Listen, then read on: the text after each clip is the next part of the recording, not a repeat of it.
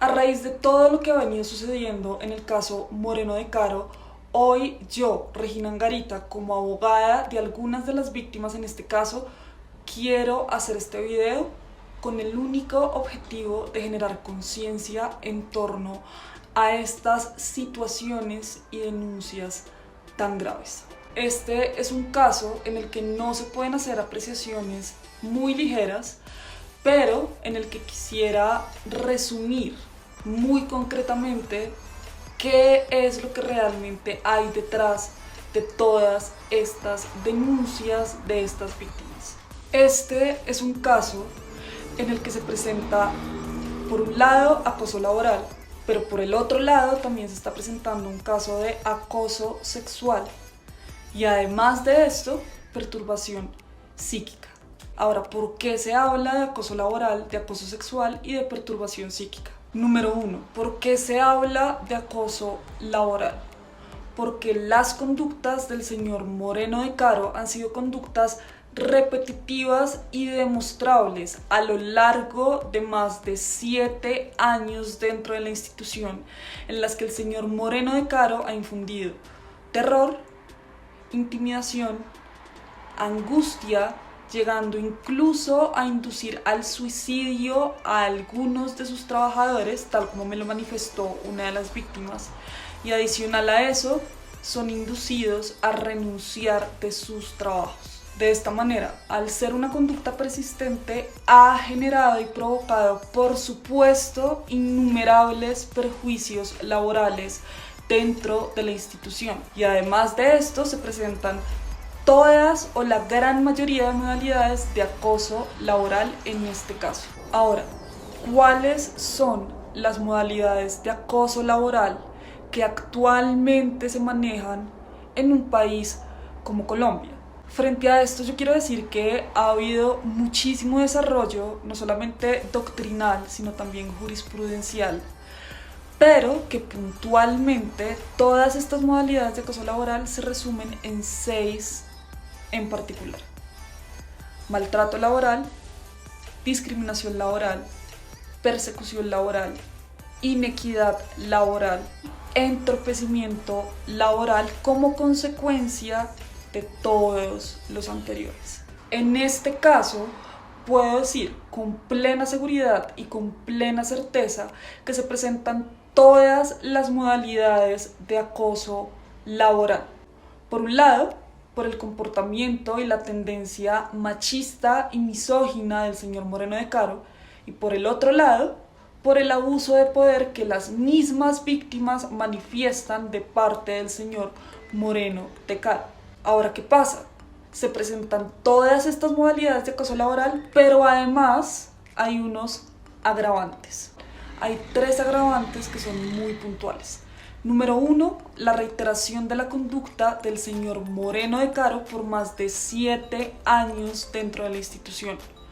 Número 2, el aprovechamiento de su poder y de su posición dentro de la institución. Y número 3, el daño psíquico que ha generado a muchas víctimas dentro de la institución. Ahora, ¿qué pasa con el acoso sexual en este caso puntual? Que el señor Moreno de Caro ha hostigado y asediado a muchas de las víctimas con fines netamente sexuales, aprovechándose de su posición de poder. Y de esta manera termina generando en las víctimas una perturbación psíquica al ser un acto no consentido. ¿Sí? ¿Cómo es posible que haya personas y que haya mujeres dentro de la institución que avalen las conductas del señor Moreno de Caro cuando hay pruebas contundentes de estos asedios, de este tipo de hostigamientos y de este tipo de situaciones dentro de la institución? Ahora, ¿qué pasa con la perturbación psíquica en este caso? Que se puede hablar tanto de perturbación psíquica permanente como de perturbación psíquica transitoria. Como prueba de esto, los trastornos depresivos y los trastornos de ansiedad generados por las conductas del señor Moreno de Caro hacia sus víctimas.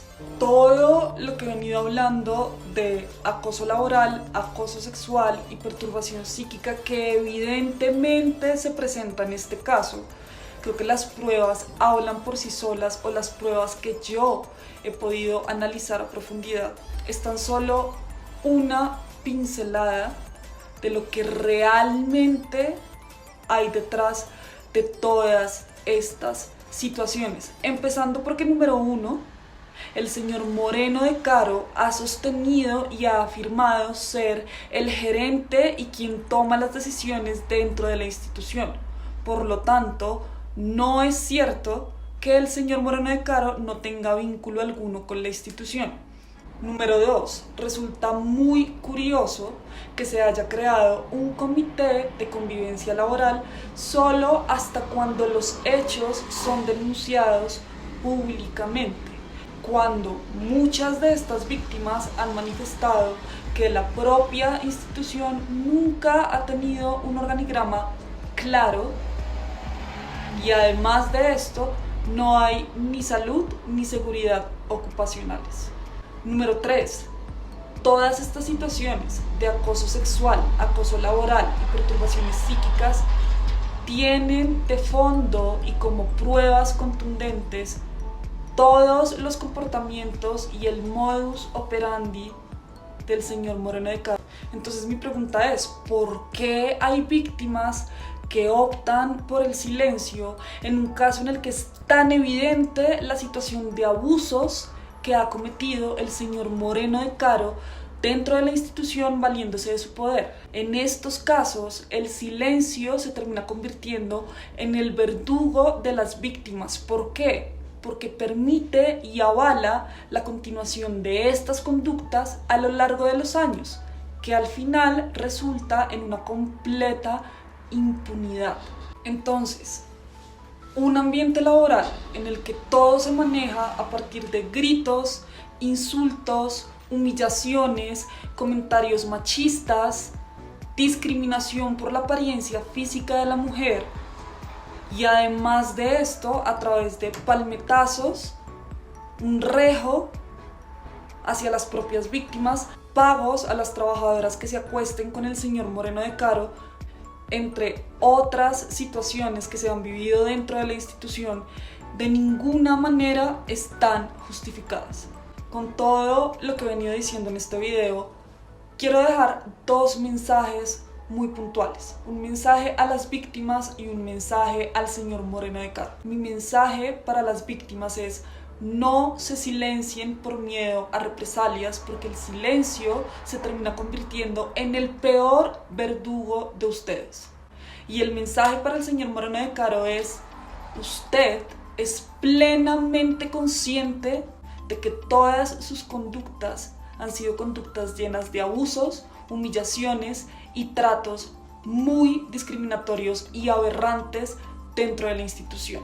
Entonces, no pretenda ahora maquillar absolutamente todo cuando los propios abusos de las víctimas hablan por sí solas.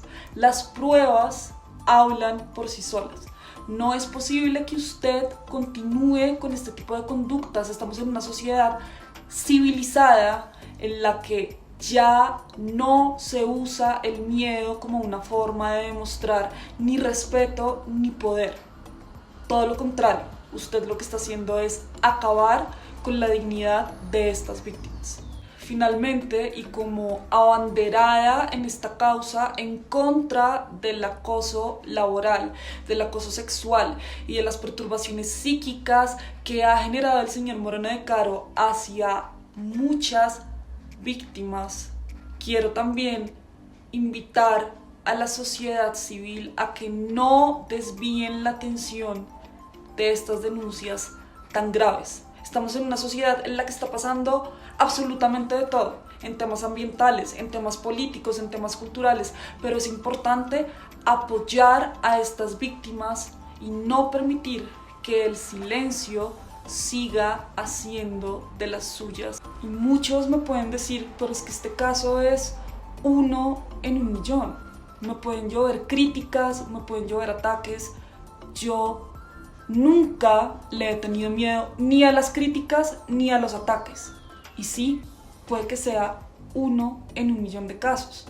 Pero mi pregunta es, ¿hasta cuándo se van a permitir estas conductas? ¿Hasta cuándo se va a permitir que el silencio continúe haciendo de las suyas? ¿Hasta cuándo?